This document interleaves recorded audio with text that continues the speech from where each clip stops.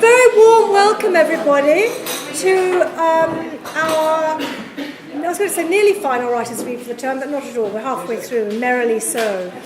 Just lovely to be here in Tonic again. Wanting to thank Jamie and Dave and Melanie and Lauren and the gang for making us feel so welcome. As always, sometimes the coffee machine goes off, at which point we'll kind of hold back the conversation. But just lovely to see you all here, and just to say from the outset to feel fully participant in this afternoon. Just because we're sitting up here on the high chairs doesn't mean we've got everything to say. We want to hear from all of you. It is my greatest pleasure to introduce the man sitting next to me this afternoon, Duncan McLean. I want to begin with a sort of little anecdote, Duncan. A long, long time ago, I was sitting in a bar with the great, late Gavin Wallace, talking about Scottish literature, contemporary Scottish literature. And Gavin said with great feeling, after several glasses of wine, "We've got to get Duncan McLean out of that shop." This is because we have before us one of the biggest players in kind of developing and creating what was contemporary Scottish literature in the 90s.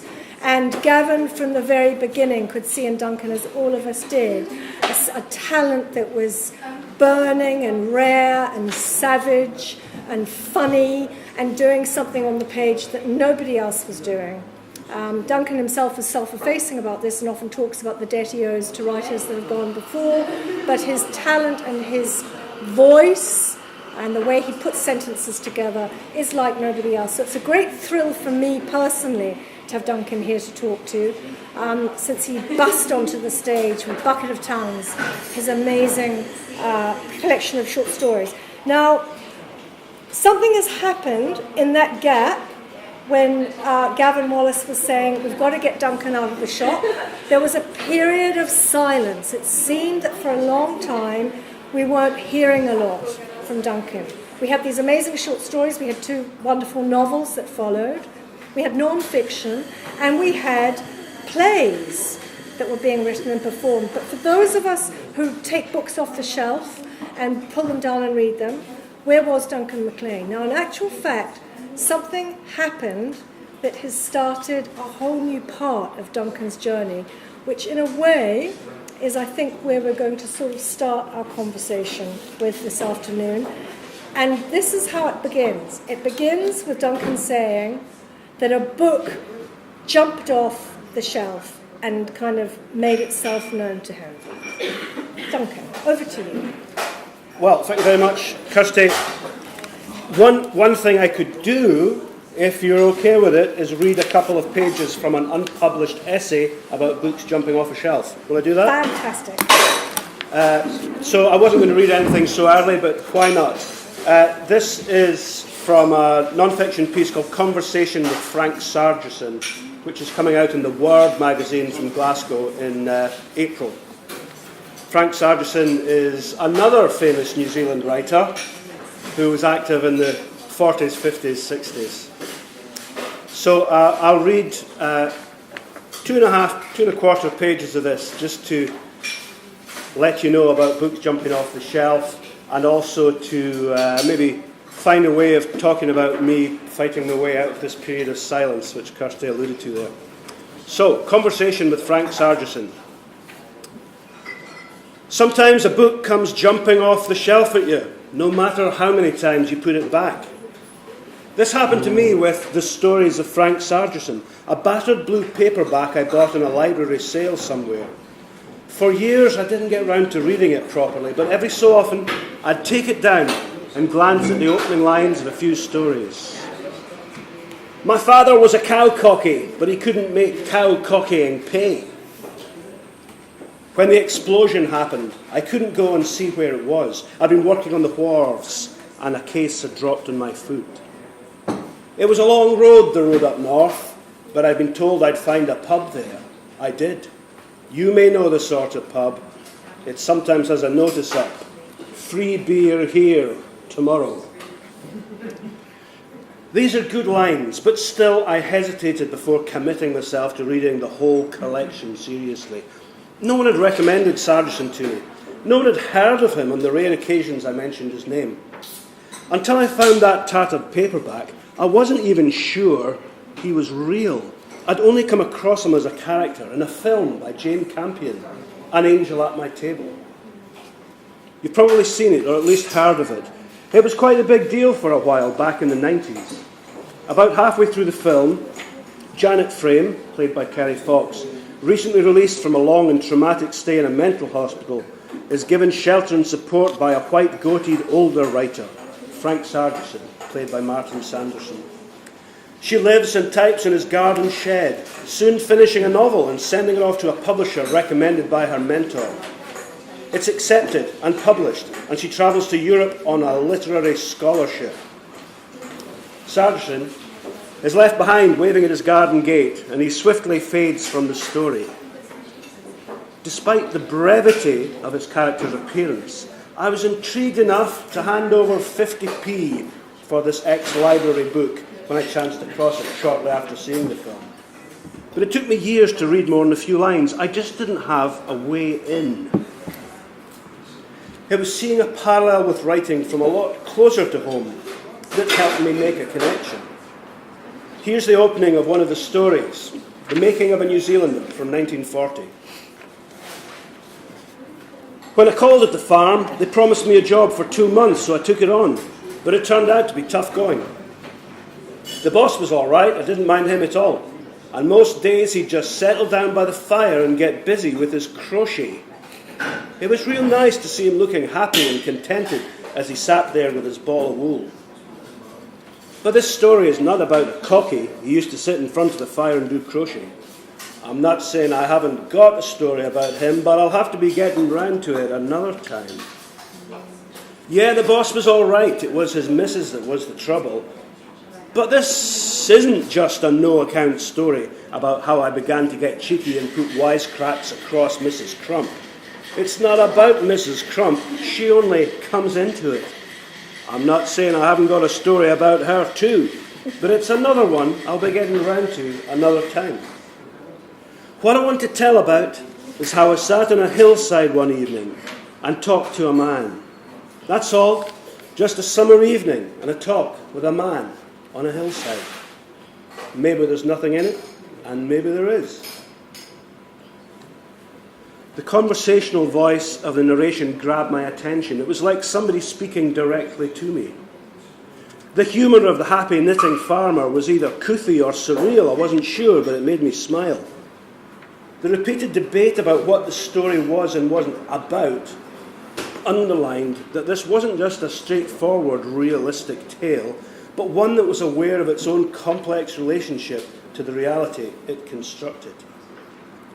The glimpses of unknown words, like cocky as a noun, and slightly skewed usages for familiar words, put wisecracks across Mrs. Crump, they fascinated me. Above all, the voice, the rhythms, the cadences differed from any English I'd read before. But what were they? The title of the story, The Making of a New Zealander, gave a subtle clue. And I'd seen An Angel at My Table. This must be the English they spoke in New Zealand. In an instant, one of the most famous declarations of intent in Scottish literature came to mind. Here's James Leslie Mitchell describing his own approach to narrative when writing under his alternative identity. The technique of Lewis Grassic Gibbon in his trilogy A Scots Quair is to mould the English language into the rhythms and cadences of Scots spoken speech, and to inject into the English vocabulary such minimum number of words from braid Scots as that remodelling requires. So that's what Sargeson was all about. As I read through the story and then the whole collection, page after page confirmed my understanding. Sargeson was a Kiwi Grassic Gibbon. And I wasn't the only one who understood his techniques in such terms. Here is New Zealand critic Eric McCormick writing in 1940. Frank Sargeson's interest in the local expresses itself in an attempt to mould the language and rhythm of everyday New Zealand speech, the speech of the street, the government office, the hotel bar, the middle-class household, into a literary form quite new in this country. Once I'd understood Sargeson in these terms, I found I could read the stories and, with a little effort, get a lot out of them. I found them sometimes challenging to understand, such was their fragmented, elusive structure, but always rewarding. My experience had been shared by many readers in New Zealand in the late 30s and the 40s, when Sargeson was starting to get published in radical newspapers like Tomorrow, general interest magazines like the New Zealand Listener, and slightly later, the literary journals that were springing up as part of the cultural nationalist movement, chief among these being Landfall.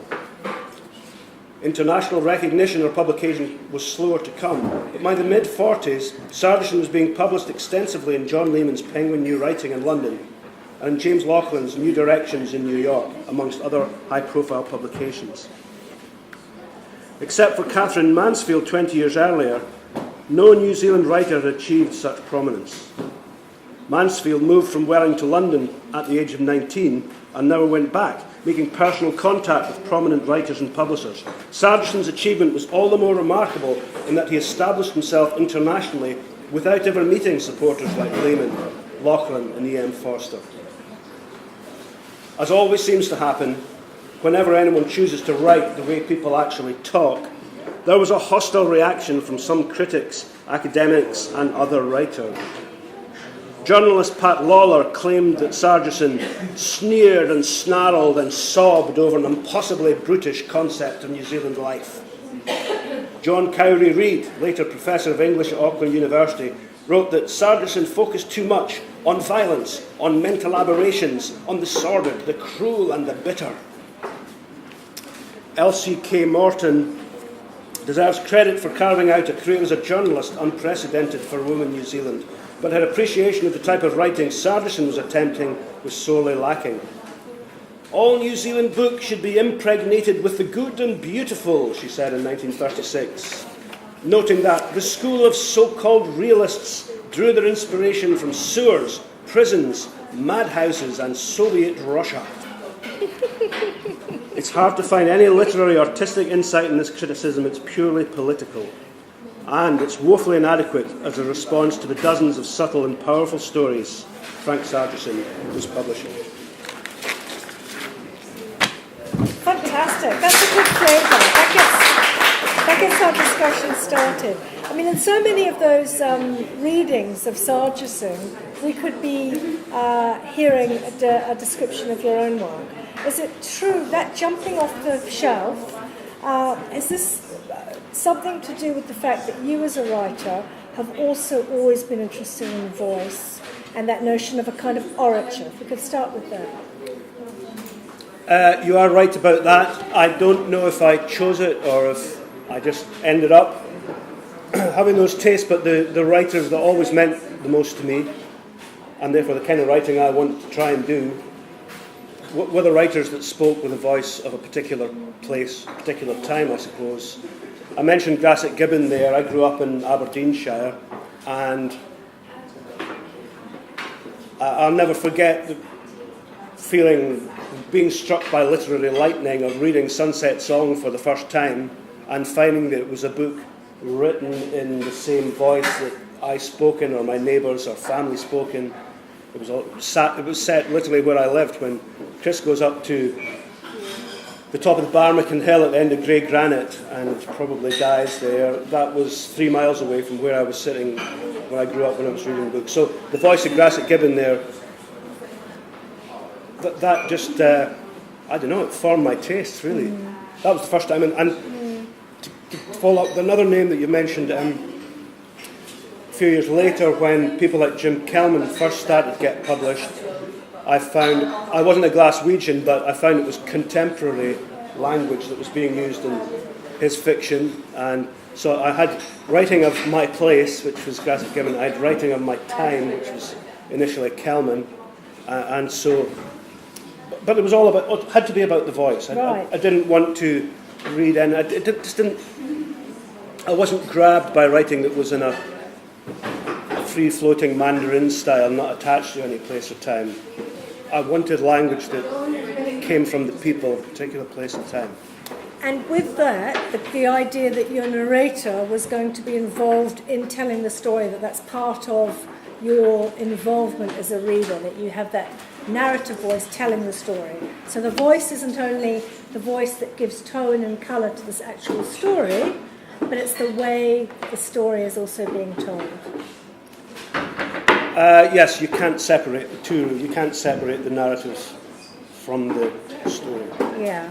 There is a way of doing that, isn't there? To be a kind of a first-person singular that's removed from the action and has a kind of cool distance from something that's being reported in vivid, demotic. But with you, those two things link beautifully. Do you think it's in part what also fuels your interest in writing plays and dialogue and monologue, the same kind of engine?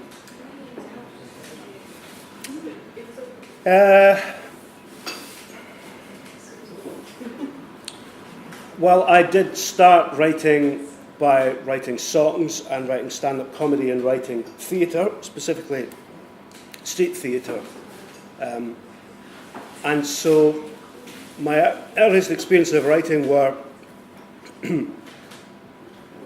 trying to capture an audience's attention and keep it. And I think I've carried that on in my short stories, in my prose.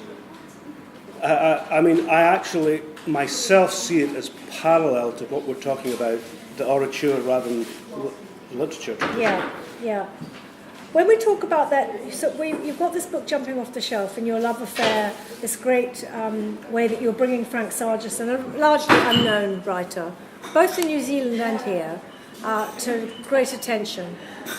Duncan did a big piece in the NRB, and it immediately got a lot of people talking about, why this writer might be someone that we should be thinking about. When that happened to you, was it in part to do with the fact that here was someone writing that kind of orature, writing these kinds of sentences that you just gave us little hints of there, that were exciting and fresh and different? And was it also to do with the fact that this writing represented somewhere that's far away, or might I say, on the margins? Can we talk about that a little? Yeah. Well, both of those things. Yeah, the book kept jumping off the shelf because I live in quite a small house in Orkney, and I've got these bookshelves up at the top of the ceiling, because if you had them down there, the corridor would be too narrow to walk through. So got them up above head height, and the books are all up there. And Sargeson was up there. I never got around to reading them properly, and I'd be boiling the kettle or something, waiting for the kettle to boil, and I'd get a book down just to read while I was waiting for the kettle to boil. And, that's quite good, that. I quite like that. Oh, the kettle's boiled, put it back, and then make a cup of coffee. And after I'd done that 3 or 4 times, I found myself always being drawn back to the Sargeson, and I thought, I'm going to have to take this a bit more seriously. There's something about that keep being drawn back to him. Now, in that bit I just read there, the voice got me into it, and the understanding that not only very similar in the era I was writing to Gibbon, but something about the language he chose to write in was the New Zealand spoken voice, in the same way that Gibbon was trying to write about writing the man speaking voice. So that's what got me into Sargeson. Now, it turns out that was just a small part of his achievement, and his achievement was more subtle and complex than I at first understood, and that's why that's 16 pages long rather than 3, because he went on to develop in all kinds of weird and wonderful ways, and to be a much more complex, challenging writer than I had at first thought. But I thought, in the same way that Gibbon spoke to me, because he was from the same place as I was from, he spoke in the voice that I knew so well, I thought Sargeson was speaking in New Zealand English. I suppose I saw him as part of the post-colonial tradition. He wasn't writing in the English of the London metropolis, he was writing in the English of this far distant former colony. I want to get on to that and press you on that further, because that in a sense was a kind of a part of the engine that's fueled your own life as a publisher. But let's move on to that in a wee bit. I just want to return to this business of the voice and the sentences and what's going on there on the page. In that same lovely essay, you also talk about his modernist credentials. You make a lovely remark about how you talk about the sculptural nature of the sentences, that he seems to be shaping, and that words themselves have this kind of plastic quality. And you talk about Gertrude Stein, and you can see a similarity there. Can you tell us a little bit more about, not now moving on from the voice, but this business of the sentences and your lovely phrase, free indirect Sargeson? So if we could have just like a bit of a parsing of the literature now. Okay. Well, I feel like I should be giving a lecture about Sargeson's prosody at the university. I first read these stories and I thought they were stories about farmers and fishermen and unemployed folk during the Depression in 1930s New Zealand. I thought they were like Jim Kelman short stories about Glasgow in the 1980s. So that was another handhold for me to get into them. And loads of people in New Zealand at the time understood them in exactly the same way. But when I started reading them more carefully, I just kept coming up again and again on weird, almost textural things in the prose that just made me thinking, this isn't just a guy writing a story about working on a farm. Is it poetic? No, it's not exactly poetic either. And I realised there's a wee quote from one of them up here. It's not one of his greatest stories, but here is one of his. Yeah, let me. This is from a long novella, really, called That Summer, and it's about a man lying ill on bed and a younger man who feels very affectionately towards him, and there's a conversation. I'd look at him lying there. Terry, I'd say. What is it, boy? He'd say. Nothing, I'd say. And then I'd say, Terry? And instead of answering, he'd just have a sort of faint grin on his face. Terry, I'd say. But I could never get any further than just saying Terry. I wanted to say something, but I didn't know what it was, and I couldn't say it. Terry, I'd say. And he'd sort of grin. And sometimes I'd take his hand and hold it tight, and he'd let it stay in my hand, and there'd be just a faint grin on his face. Terry, I'd say. I'm all right, boy, he'd say. Now, you could say that's a realistic bit of dialogue, but it's not just that. Here's his most famous story, Conversation with My Uncle. It's six paragraphs. It's a very, very short story. Here's how the 4 central paragraphs start. It's difficult to have a conversation with my uncle. It's very difficult to have a talk with my uncle. I've tried talking about lots of things with my uncle, but it's too difficult. Once or twice I've tried talking to my uncle about risky subjects. Or finally, one final example. There's a story called Miss Briggs. It's about 1.5 pages long, and the whole story is full of these internal rhymes. Miss Briggs, she's a mere sprig. She's eating a pig's trotter. Miss Briggs, my goodness, yes, Miss Briggs is how it ends. And I knew he'd read Stein, and I just suddenly thought, this isn't somebody being careless with their realism in making their prose into semi-poetry. It's somebody who was a committed modernist who was experimenting with the same ways of giving texture to the prose that Joyce or Stein or any of that era back in Britain were. Absolutely. And of course he was a great influence on Janet Frame, and anyone who reads Frame and critiques her poetics identifies exactly that same quality of this kind of, this weighty nature of the prose itself that has all of these highly pleasing literary features. Yeah, it's a solid thing. It's chewy. You feel you can hold it in your hands and mould it. Words in the mouth, prose. Yeah, it's an awareness of words being formed by lumps of air that come out of your mouth and are chopped up by your lips and your teeth in different ways. Yeah. And he does that in his narrative. Fantastic. Now, can we move on? I want to hear you read a little from your own work so we can do a lovely kind of comparison, because I think the way our conversation is going to go this afternoon is to explore this idea of the demotic, of the local, of the particular, and how this might become a kind of universal.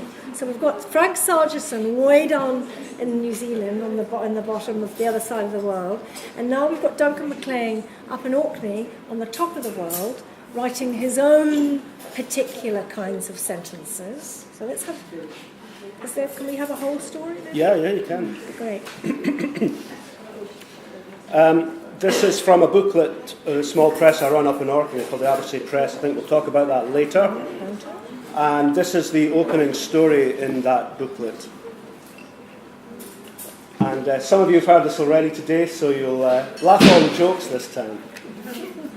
And this whole booklet is called Dark Island. Dark Island is a name of a beer that's brewed in Orkney, but it's also part of my ongoing mission in life to grind Orkney's face in the dirt. You know, it keeps getting voted as the best place to live in Britain.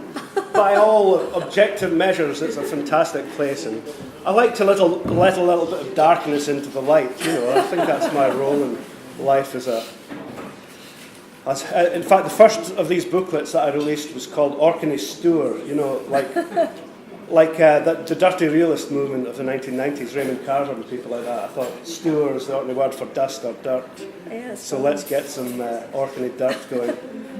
So here's, and a lot of these stories are about local folk and people like myself who come to live there or come to visit or come to work.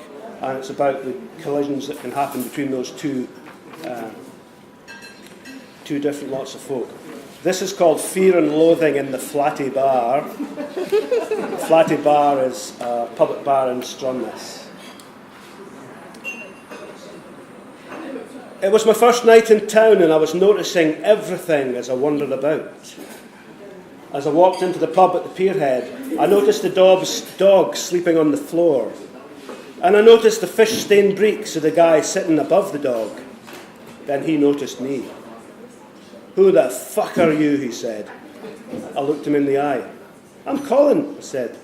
"And who the fuck are you?" He didn't reply, just grunted out a laugh and turned back to his dram.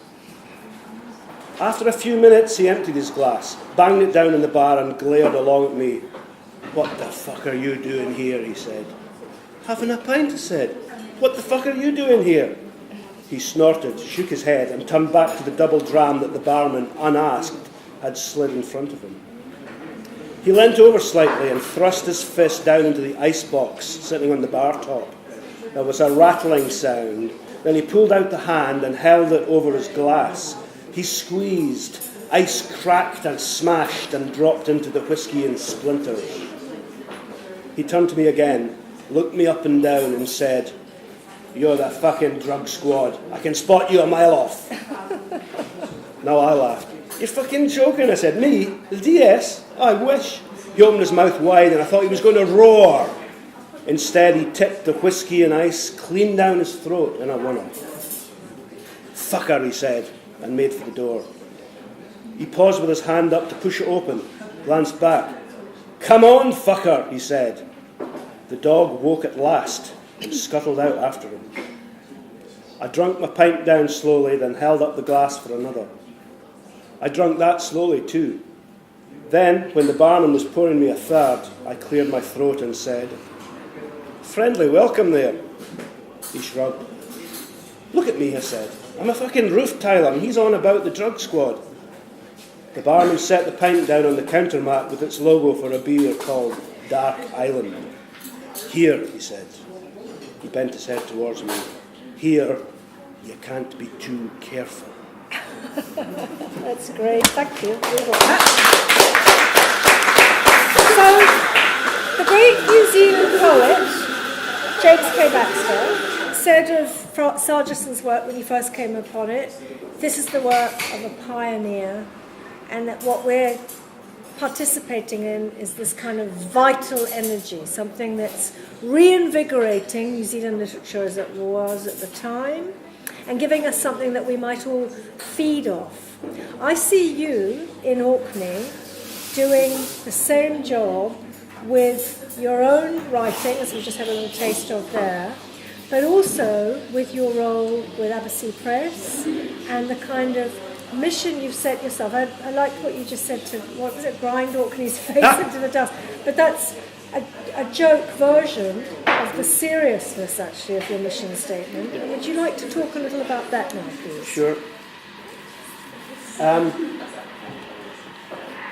In the early 90s, when I was really starting off as a writer, or trying to be a writer anyway, I found it very hard to get published, as all starting off writers do.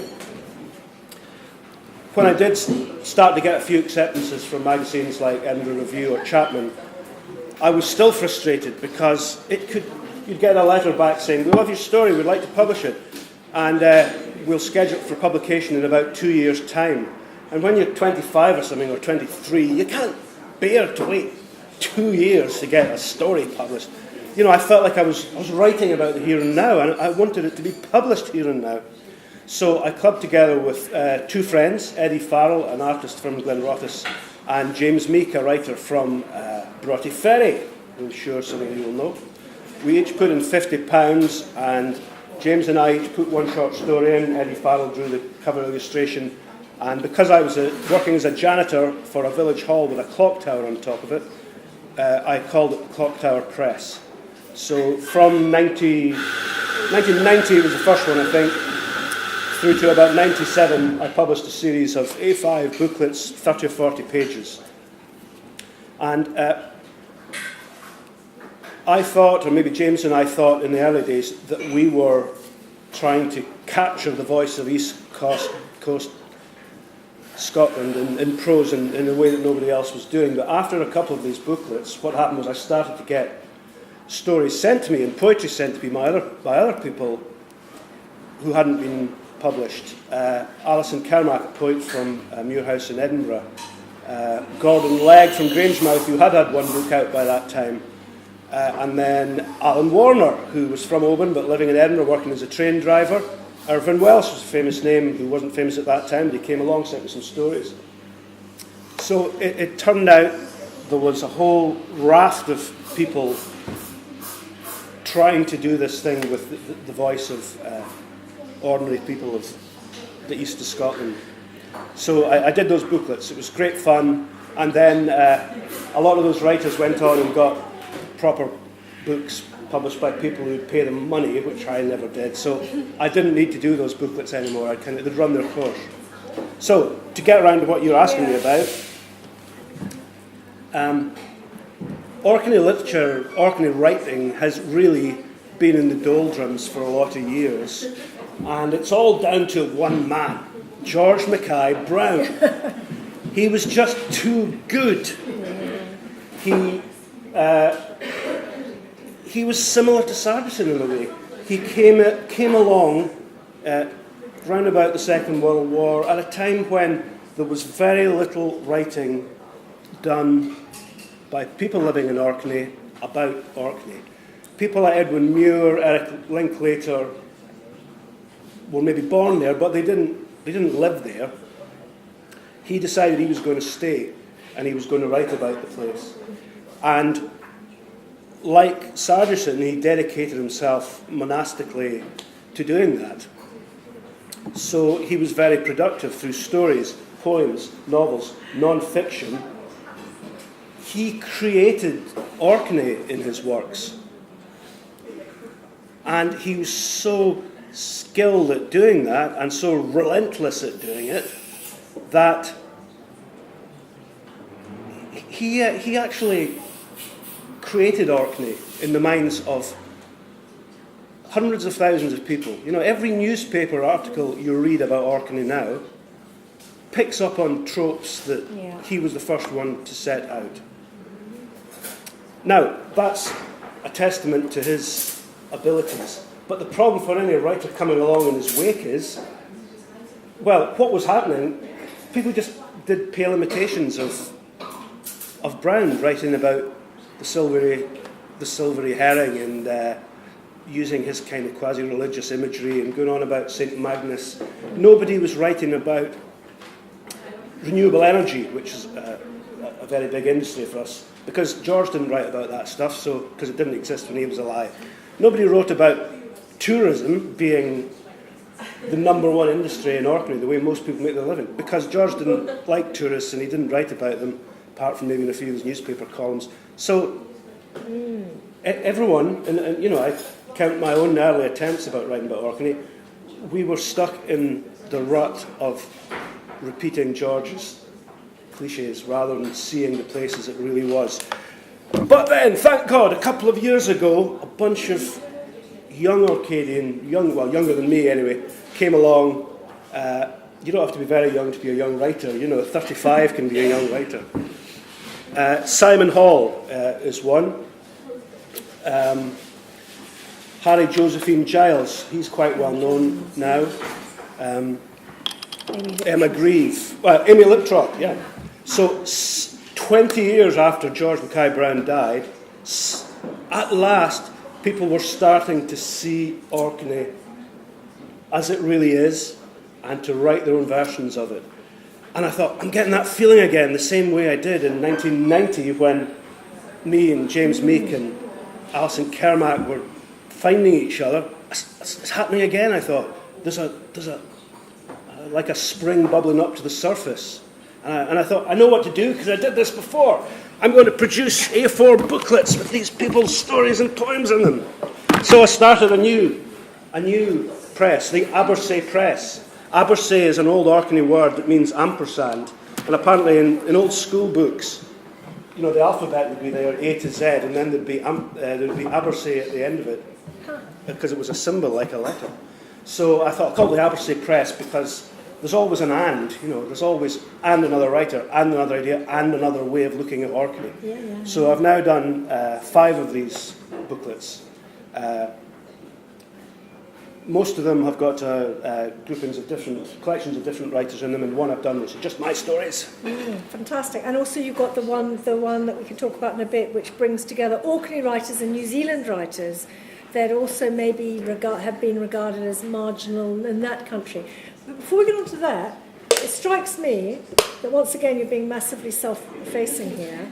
This is someone who has discovered this is Irvine Welsh was published first in Duncan's Clocktower Press. I wanted to ask you a naughty question, which is, does he ever give you any of his royalties? No. Yeah. No.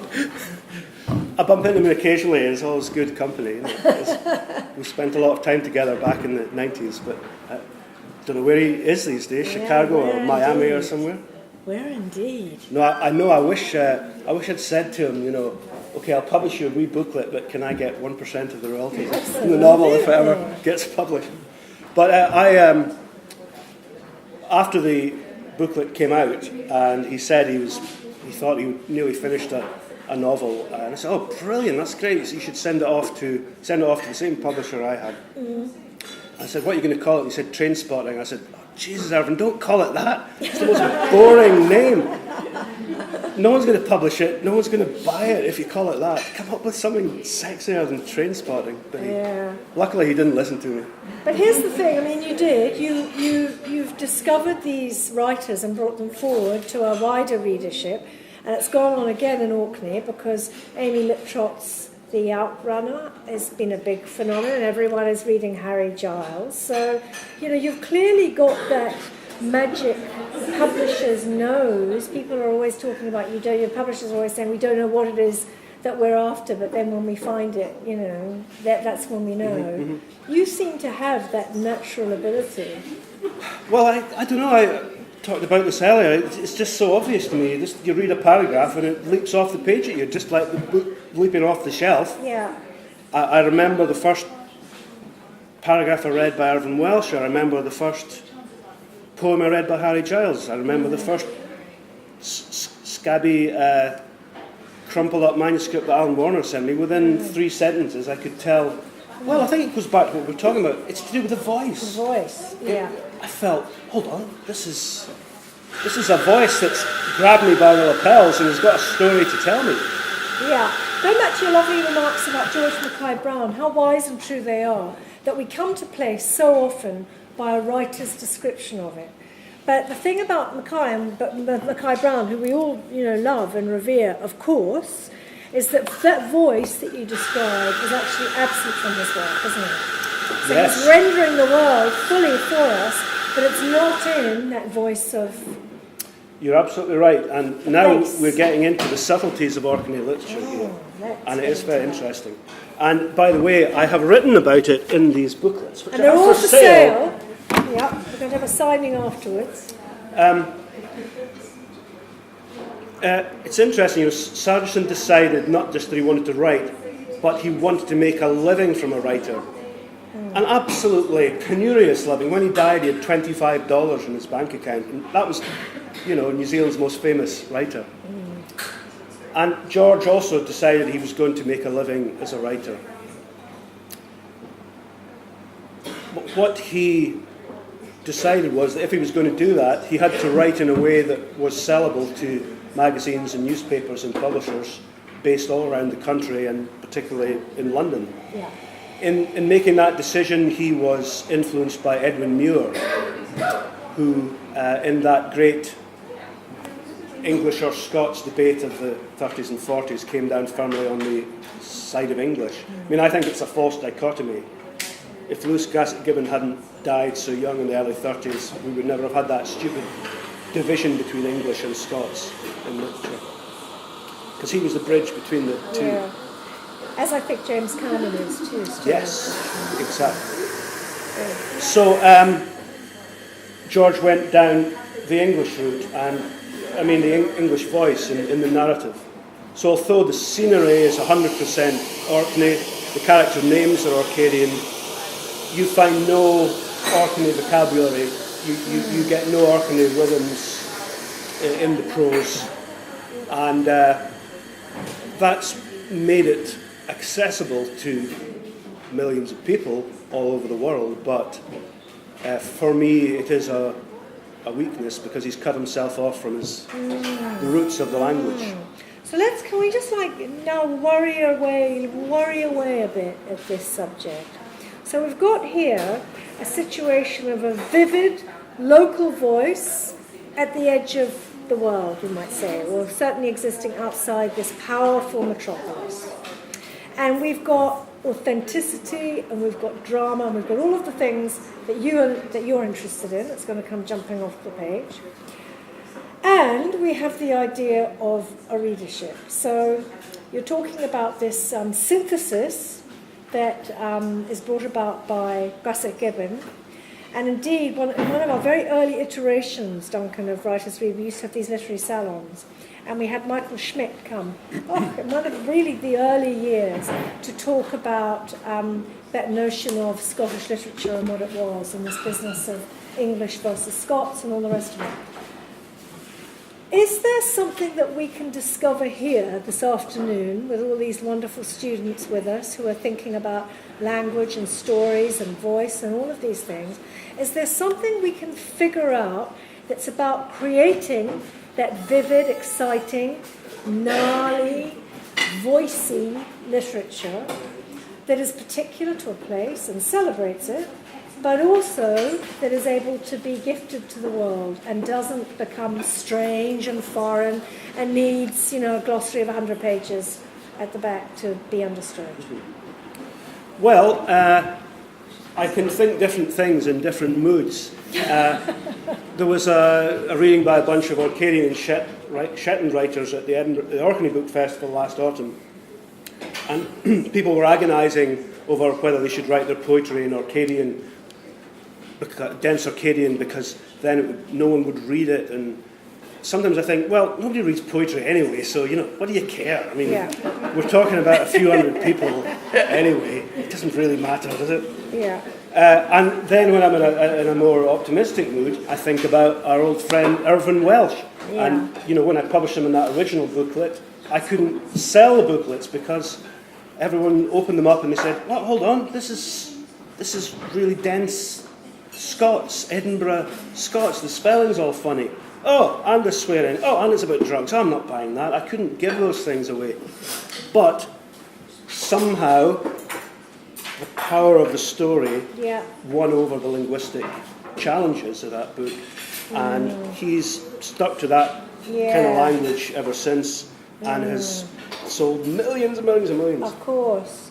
And other writers' versions of the same.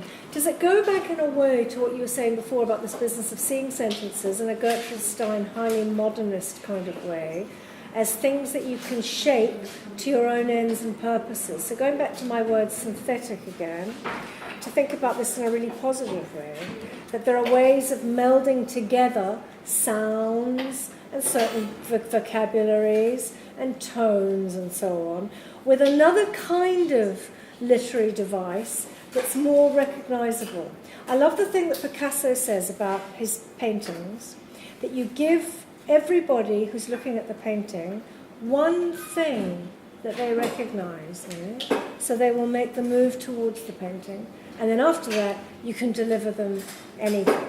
Is there something about creating this absolutely authentic voice, the voice of Sargeson, your own voice, Welsh's, Calman's, everybody, but that is also to do with allowing for a grating of that known language, that known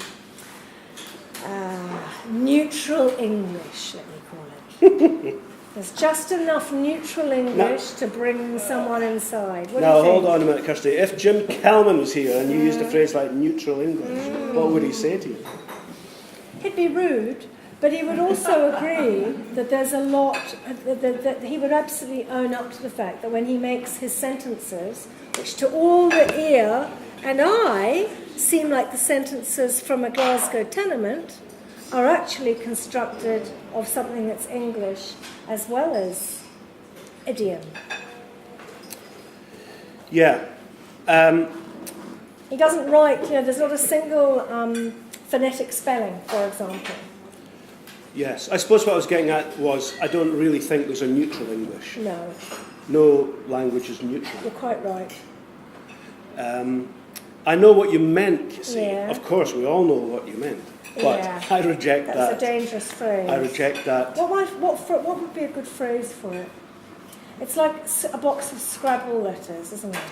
Well, I'll tell you what, you're asking me really hard questions, so I want to kind of answer them in a roundabout way. Okay. Partly to avoid the different questions and partly to try and answer them in a roundabout way. By reference to Sargeson. Yep. Okay, he wrote these stories about working class New Zealanders, and the 30s and the 40s, and everybody loved these short stories. He was writing in the language and writing about the people in a way that hadn't been done before. But by the late 40s, mid-40s really, he'd dried up. He'd written himself into a corner because he was such a minimalist, really. He'd pared everything away, and he couldn't express complex thought or emotion in his prose because it was all so flippin' minimal. And the characters were so inarticulate, he couldn't get them to say anything anymore. And there was a long period, really 20 years, where he hardly published any prose at all. And this is another reason I identify with or have a great interest in Sargeson, because I've struggled as well. I've been doing all these plays, but I haven't published a novel for 20 years. Yeah. Okay, here's what he did. He in his middle life, he abandoned that prose style of his youth. There are letters where he says, I feel really guilty about what I've done for New Zealand literature. I thought I was doing the best thing by writing these stories in the New Zealand voice. But now I feel I've just created a wasteland, and all the young writers growing up who are copying me, They shouldn't be doing that. They should be finding their own voice. Yeah. So finally, in the late 50s, and certainly in the 60s, he developed a completely different approach. And what he started doing was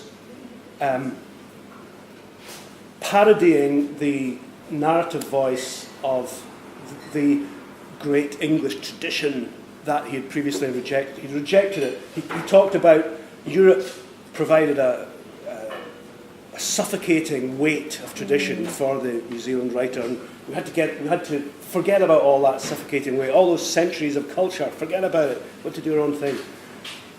And he did do it, but then when he ran out of steam on that front, what he started doing was writing back to the tradition that he'd previously rejected, and writing these bizarre, completely over-the-top, ornate embellishment, parenthesis, parodies of...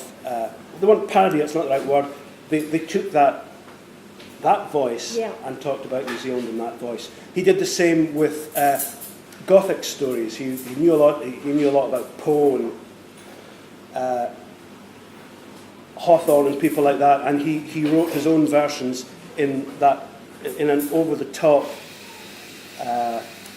version of Gothic narrative with spooky things coming in and horrors being hinted at. So what he did was he completely abandoned his earlier approach and reinvented himself, not by writing in the New Zealand voice anymore, but writing in a kind of a parody of those other literary voices. Well, I mean, I'm interested because that kind of antisyzygy that we always talk about in Scottish literature is live and kicking in New Zealand. I mean, you can still, there's a reading of Catherine Mansfield that is exactly the same. You know, that there's this, you can hear the different tonal shifts as she moves between these kind of imitative, what we might think of as very European, often quite French short stories, and what we call the New Zealand stories, the stories that, you know, where she's returning quite consciously to memories of home and so on, where we hear different kinds of tonal registers. Yeah. I mean, what I want to talk about really is just this interest in the provincial, because the editor of the collected stories I have here talks about the work being provincial in the best sense of the word. And I remember in one of our exchanges you were talking about your ambition for Abersee Press being that you would be local, you would read global and write local. That's right. Did I get that right? Yeah, read global, write local. Yeah. That's what I believe in. I mean, I love writing from all over the world, all different kinds. When I come to write, I write about the place I live in. And so when Sargeson did that thing of adopting a very different kind of tone and a different register, what do you think that does to the earlier project of making a hero of voice and the local? Yeah, well, it's a good question.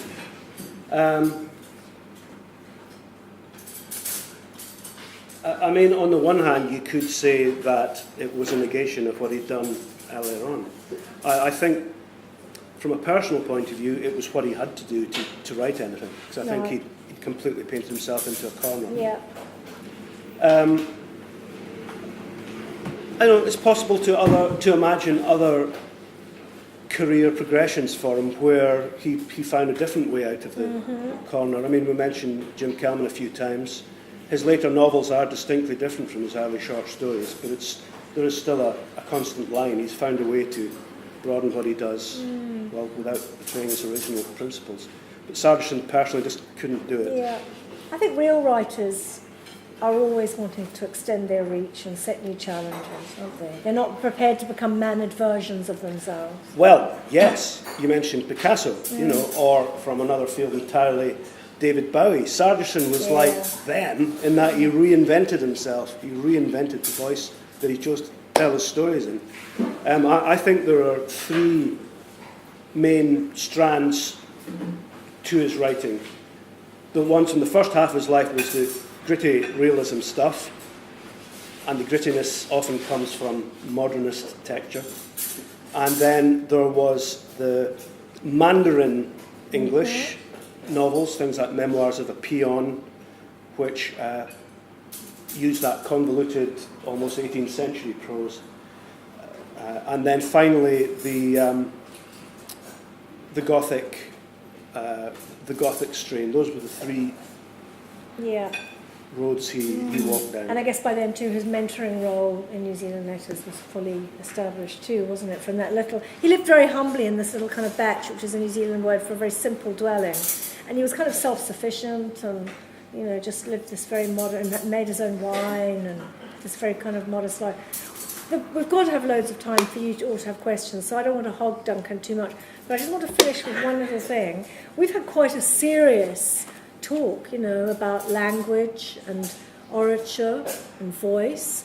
And what hasn't come out is the fact that Duncan is also an unbelievably, laugh out loud, funny, roll all over the floor, clutching your sides writer as well. When he last came to Dundee, which we worked on as a long time ago, it's part of what we then had a book festival, and Duncan wrote a story to read at his event on the morning of his reading, and it had everybody in stitches. And what I found out when I was doing a little bit of your biog, homework, was that you were shortlisted for the Perrier Comedy Award at the Edinburgh Festival twice. Yep, that's right. So can we just finish, before everyone else has questions, on this notion of the smile on the face and the laugh and the amusement in the world, and we saw it in the little story that you just shared with us now, that's also part of your thing? It is part of my thing. I love all kinds of comedy. I've got a wee story that might be a good point to end on. Okay, perfect. But I was a professional comic and performer and musician and street theatre person for about 3 years. Did that full time. And then when I decided to stop doing that and get into fiction and prose, and I was going to be this serious Jim Kelman of the East, and I wrote these stories. There was one called Lucky to Be Alive, which was about an alcoholic who nearly dies, and the title's very ironic. And there's always really miserable things about death and depression and unemployment and poverty. And then when I remember doing a reading at a place called the Triangle Centre in Pilton in Edinburgh, and as I read the stories, which I thought were like Dostoevsky, Dostoevsky was killing, the audience was rolling about with laughter. And as I was doing it, I was thinking, I didn't know this was funny. I thought this was serious. But then, as so often, we do laugh at the horrific things in life because it's a way to get through them. And I thought, well, okay, I better face up to it. I do seem to have a predilection for doing that kind of thing. Yeah. So I kind of set myself. You have raised expectations too high because now no one's going to laugh and it's going to be really embarrassing. It's not a roll around the floor laughing. It's mildly amusing. I'll finish with the selkie legend, and it feeds back into what I was saying earlier about George Mackay Brown. Okay, he used this old Orkney folk tale about the selkies who are seals in the water, and then they're either women or men on land. Eric Linklater used it in a good story called The Sealskin Trousers. And to be honest with you, I hope none of you are writing selkie stories because it has been used to death. It's the biggest cliche in the world. Anytime I see a writer in Orkney or a magazine that's got a selkie in it, I'm like, shit, not again, please.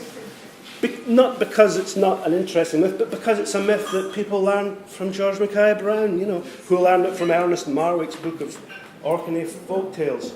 Go out and get a real fresh metaphor for Orkney life, not something that's been kicking around for hundreds of years and has been done to death. So this is my take on it. It's called the Selkie Legend. They looked after the Vectra as it throttled off along Harbour Street. Then they sat down on the bench with their carry-out coffees.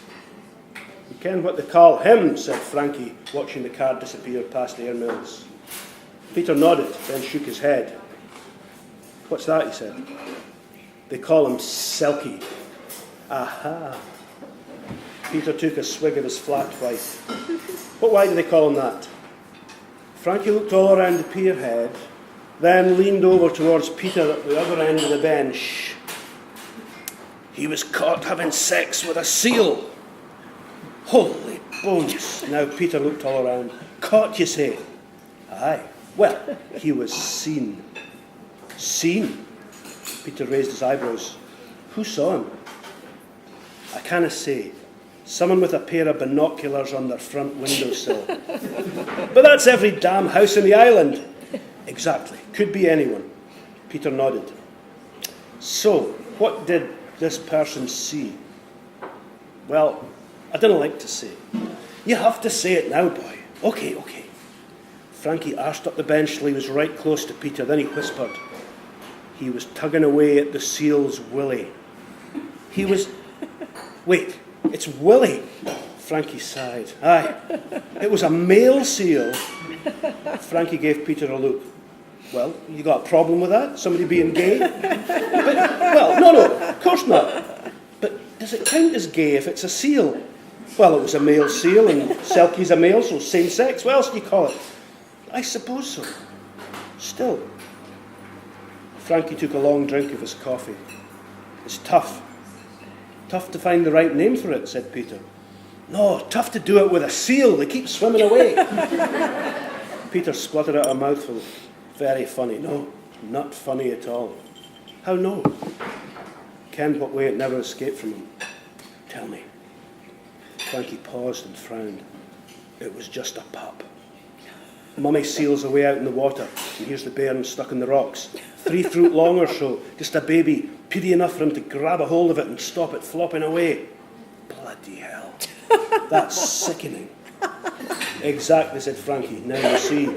He's a bloody seal paedophile. You said it. I saw it, and you said it. I did. I wish I hadn't. I was shaking my head here. Frankie tilted the coffee cup vertically, squeezing the last drops into his mouth. Of course, you can. He's no Orcadian. I was at school with that dirty bugger. Aye, but he only came here from P3. His folks came from South to work at Flotta when he was 7. Peter crushed the empty coffee cup in his fist. Bloody incomers, he said. Fantastic. That's a really nice spot to end the kind of formal bit of the discussion, our conversation. But please, let this be a moment where all of us join the discussion.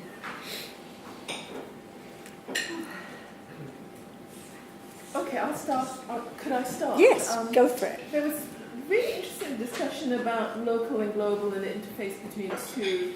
And when James Kelman came here, he talked about reading Tolstoy, and he talks about reading a whole raft of European writers as he was writing his earlier short stories. And I also remembered the conversation with him where he talks about reading Sam Salvin and discovering that kind of demotic, well, that inventive voice. Actually, it's not really demotic voice.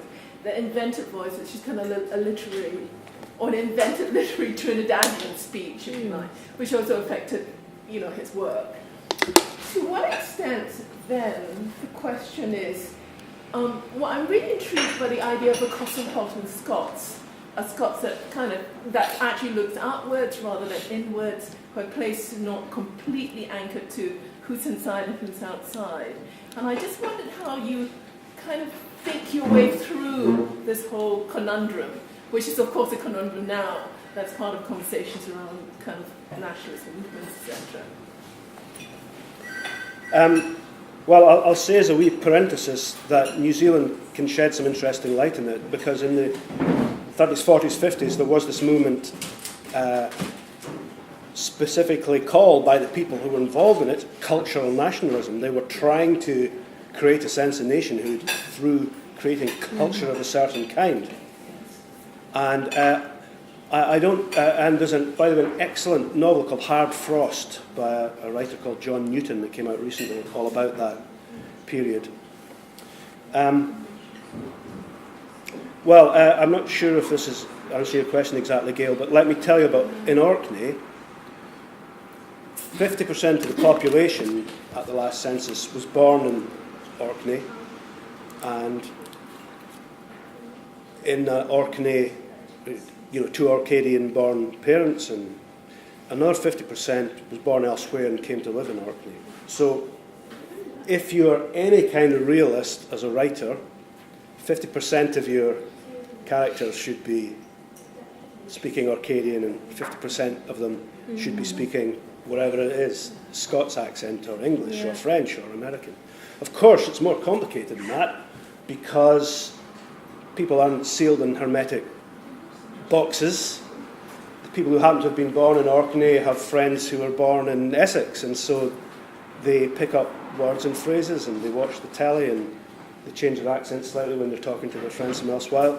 Where likewise, the folk like me who were born elsewhere and end up living there. We pick up words and rhythms and so on. So, as I said a wee while ago, in language terms, you can't have Orcadian and then something else. It's a continuum. So, for me as a writer, and what I look for as an editor, I suppose, is people who are reflecting that polyglot, if that's the right word, macaronic nature of Orkney language as it's now spoken. I'm not sure if that's what you asked, but it's an answer to some question anyway. Yeah, I mean, it's just, I mean, I've had this debate with, in some ways, it's a debate also in publishing, because publishing, in publishing, I presume you always have a sense of an audience, that you are pitching to an audience, and your press pitches to the audience in a certain way. So it's not only about writers and writing, but it's also about publishing. And I've had this conversation with Jeremy Pointing of People Tree Press, because they're a small press based in Leeds, but essentially they publish Caribbean writing or they publish Black British writing, and they publish to the local clientele, but they also publish to the Caribbean and to the US in the kind of strange kind of imaginary spaces, because it's not local to where they are. And Jeremy talks about literature that travels and literature that doesn't travel very easily. And the literature that travels easily are the kind of, like Marlon James or those kinds of writers that have a lovely sense of cadence as well. It's not to trash them at all, but it's to say that what happens for the literature that doesn't travel? Where do these writers go? Yeah, interesting. And should you always have to travel? If you like, that's the question as well. Because of course, when you travel, you are changed by by larger presses that might pitch you to an audience that is much more international, that will not take on board some of the actual vernacular inflections. I have a bit of a theory about that, and I don't know if it's going to be true or not, because it hasn't worked out. When George Mackay Brown was getting going, there were other writers in Orkney. Christina Coste was one of them, C.M. Coste, as she called herself. Robert Rendell. And these people, and there were a few others as well, they wrote in a phonetic version of Orcadian. But they constantly formulated what they were doing in terms of capturing something before it goes, using words that my grandparents used. Language is changing, and we've got to capture it before everyone's forgotten it. Yeah. It was always backward looking. And I mean, you're asking about geography, but the way I'm answering it is to do with time. So, Gosh, that's such a lovely answer. they were writing about the past, and I think what we have to do is, if we use current language in all its messiness, that's going to be, it's going to be easier for that to travel geographically. Yeah, that's a terrific answer. And of course, that is also where rests the problem with Neil Gunn, is that all the backward-looking stuff is the stuff that lets them down. But the other kinds of books and stories and paragraphs that allow... Again, I'm using this word synthetic. You see, we think about synthetic stuff as not being good, that it's somehow fake. But really, the thing about synthetic is it means what it says on the tin. It's a synthesis of language. So it's mixing all these things together. And all synthetic materials are really strong. I don't know if you ever met this writer, but Kerry Hume, who had a great success with The Bone People, which is an incredible novel. It's crazy. I loved it. You know, it's really weird. Before, like 10 years before she published that, she wrote a really interesting article, an essay about what she called biculturalism. She was neither one culture or another. She switched back and forth between the two, or maybe she didn't even accept a distinction between the two, meaning between the Maori ancestors she had and the European ones, including some from Orkney, by the way. Yeah. If I ever get an email address from really her, I'm going to write to her about her Orkney ancestors, who ran a shop next door to where my shop now is in Orkney. How amazing. I mean, the great Maori New Zealand writer Patricia Grace is the same. I wanted to mention her, who took over from Sargeson with the voice of New she's Zealand? the one. Patricia Grace more Yeah. than anybody else. She's the Absolutely one. brilliant. Yeah. More questions? Kai. You talked about how you were a stand-up and then you sort of moved into writing prose and writing theatre, how you sort of started with serious but comedy sort of creep in and then you ended up leaning into it. I suppose my question is, when you were doing it unconsciously and then when it was more conscious, that decision with comedy, was there sort of transition from writing stand-up comedy to comedy more on the page rather than being performed, or what was sort of differences there or whatever now? Yeah, I'll tell you something I realised. I had a girlfriend once whose father was a brilliant storyteller. If he was sitting here, he would have everybody in fits of laughter, and then he would have you in tears, and he would talk for hours telling these stories. And I thought, oh, maybe if I write that down, that'll be a really good short story. And I tried to write down what he said, and on the page, it looked like nothing, because he was talking to people, addressing them directly, and he repeated himself over and over again, and he exaggerated things to make a punchline, and halfway through his story, he'd call for a round of drinks, but somehow made that part of the performance. So that was like stand-up comedy, in that the performance, nobody, I don't think anybody reads a stand-up routine in a book published by Methuen. You've got to have the performance of it, and so that's the thing that I learned, or what I try to do writing fiction, is to write something that can have its full effect when I'm not reading it aloud, when it's hundreds of miles away from me. So yeah, I did consciously try and do something else there. So the trick is just trying to keep it alive. Yeah. You mentioned time, I think, in relation to language, in response to the old question. And just been thinking, as you've been speaking about how important it was for this Glasgow group that you were speaking about this morning, Kelman, Janice Galloway, Liz Lockhead, Jackie Kay. Jackie Kay is slightly out there a bit from that group, but how important it was for them to legitimise any kind of Scots voice. And it's an urban Scots voice, which was in itself quite a development from what Scottish identity in poetics used to be. And I suffered from it a lot in poetry groups, struggling about nature. How actually I come from Glasgow and I'm actually more interested in writing about the urban setting. And they legitimised all that. They expanded, for me anyway, what Scottish poetics were about. They didn't have to be about herons and Tyree, And I'm just wondering, given time, given the whole thing about identity in Scotland, the referendum is behind us, but it's made quite a shift, and one of the shifts has been the fact that you just have to live here and you're Scottish and you get a vote. So, we don't need Liz Lockhead to say, well, actually, there's a working class Lanarkshire Catholic school history here that needs written about. We know that, but what we need is some of the other voices. No, feel free to stay. As well. Because if you've been born in Estonia or Syria or wherever and you live in Scotland, you got a vote, you're Scottish. So I'm wondering, not to diminish at all the phenomenal work that's been done about legitimising the urban Scottish voice. And I think Kieran Smith Boy, I think it's a work of absolute genius, and people in England perhaps haven't understood the sophistication of the development of that dialogue from the boy to the adolescent. I mean, it's just a masterpiece. But not to legitimise any of to diminish any of that.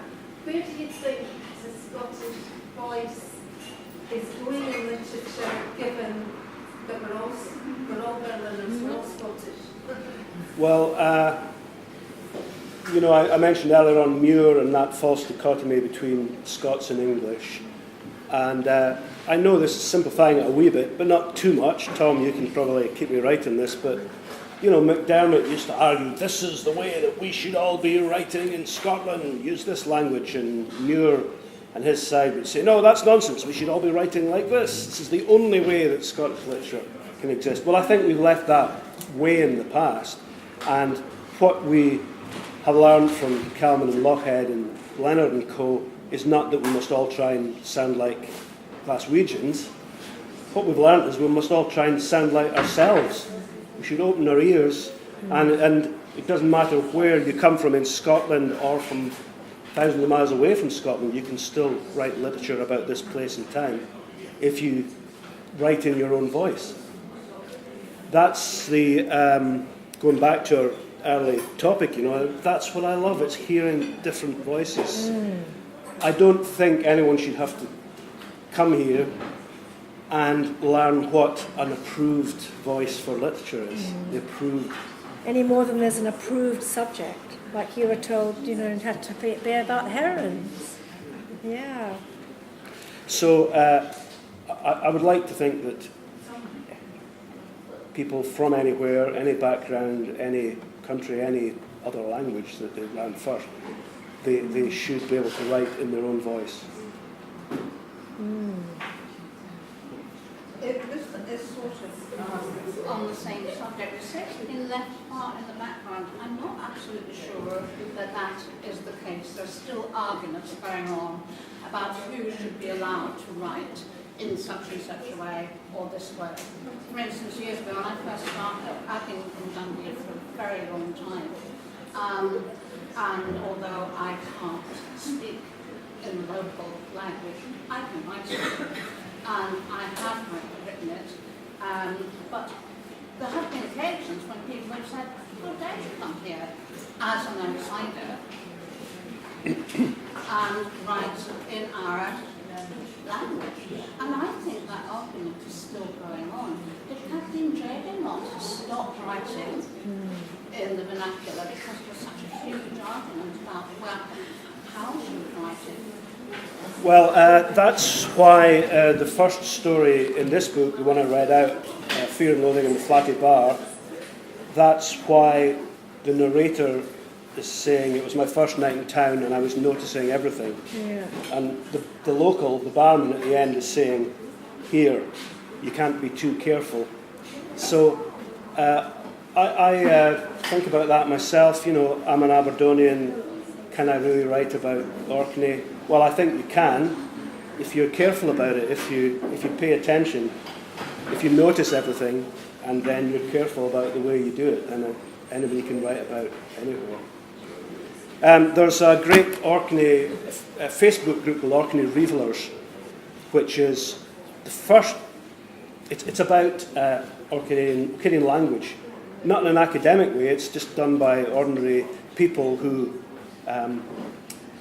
are saying, oh, my husband used this word the other day. Does anybody else use that word? I think it means, you know, he meant this by it. And it's really, really lively. It's exciting, except every couple of weeks, somebody comes in and goes, oh, no, you're not using that right. It should really be used in this way. And anyway,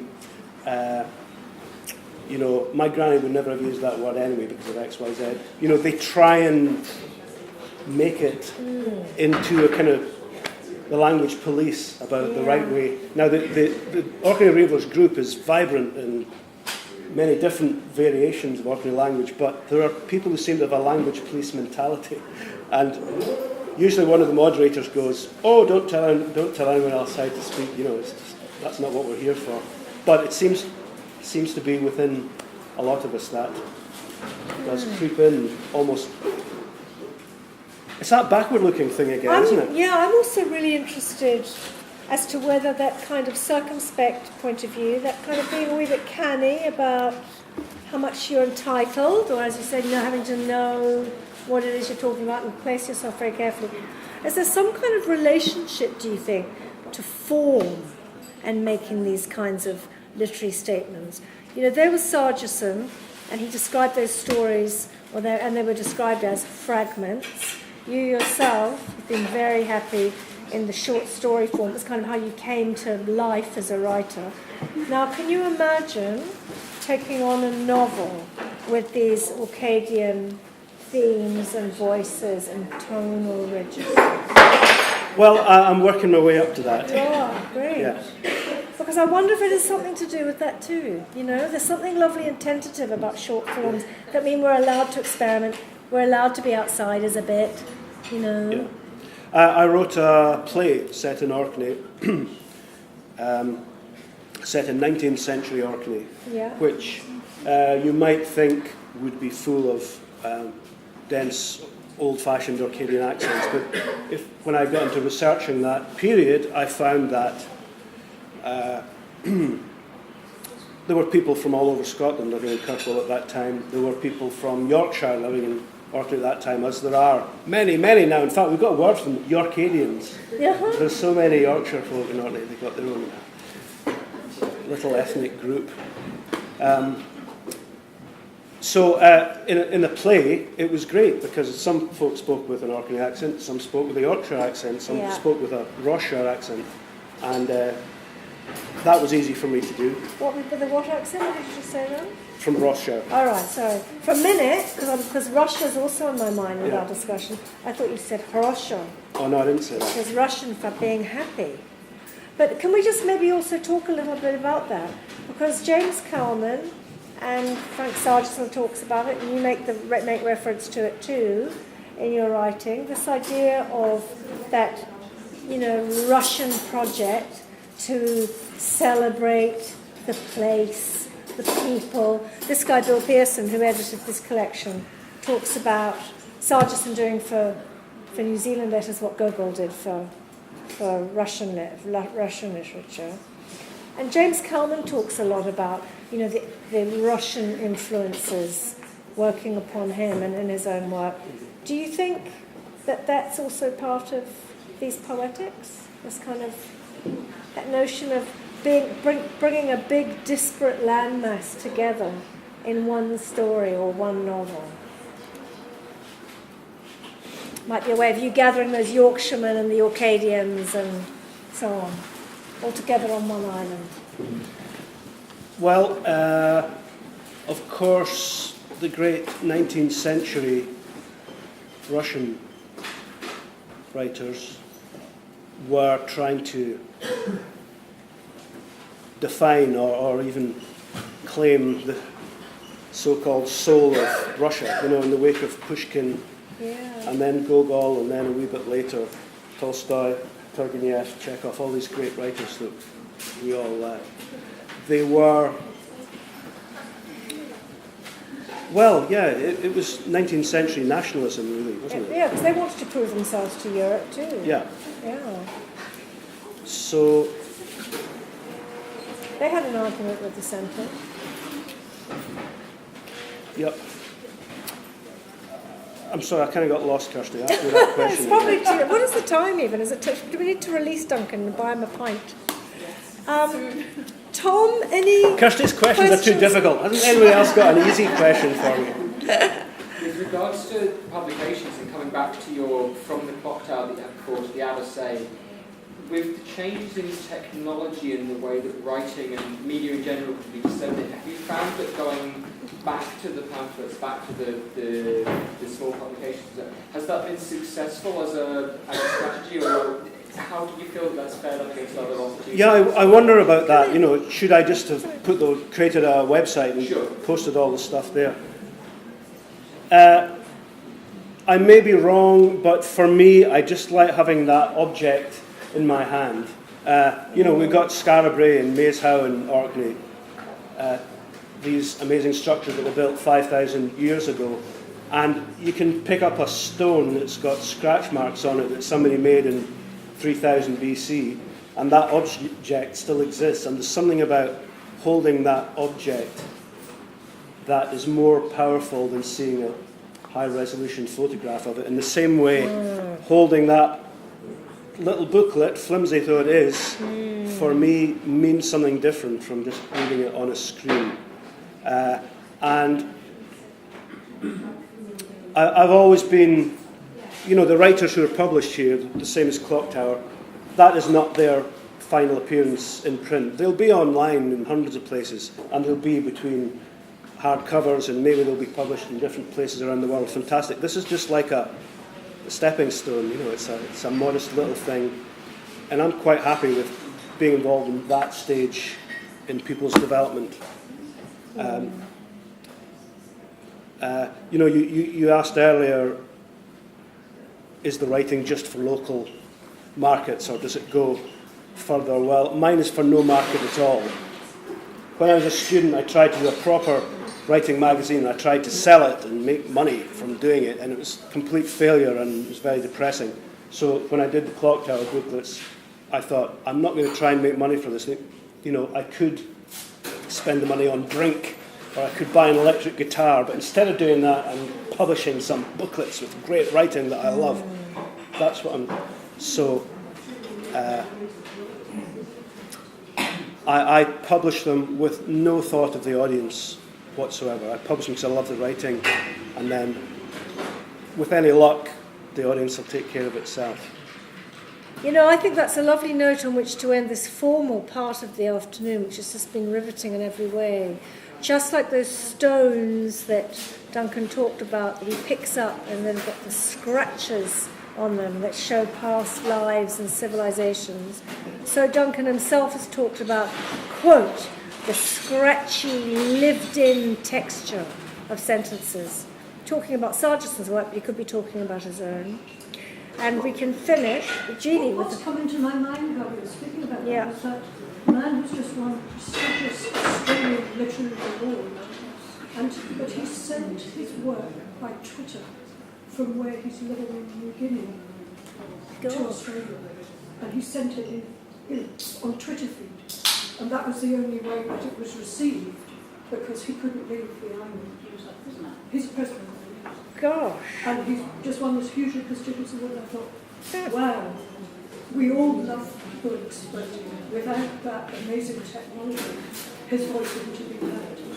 Interesting. Yeah. So it's just flabbergasting. That is it's mind-blowing. Yeah, totally. Yeah, that's an inspiring story. Really inspiring. But in the meantime, everybody, this is the sales pitch bit. Here are beautiful Orcadian pebbles sitting on this table, and Duncan's here. We can all chat to him. He can sign copies, and they're all for sale. And I know that some of you will have questions and conversations you want to have with Duncan in this more informal bit. I'm going to buy you a drink. I just want to say, thank you for coming to see us. And thank you for leaving the shop. As Gavin said all those years ago, we've got to get him out of the shop. We've got him out of the shop. We've had him here with us. It's been a wonderful workshop this morning. It's been such a lovely conversation. Duncan, thank you very much. Thanks for coming, folks. Thanks for having me.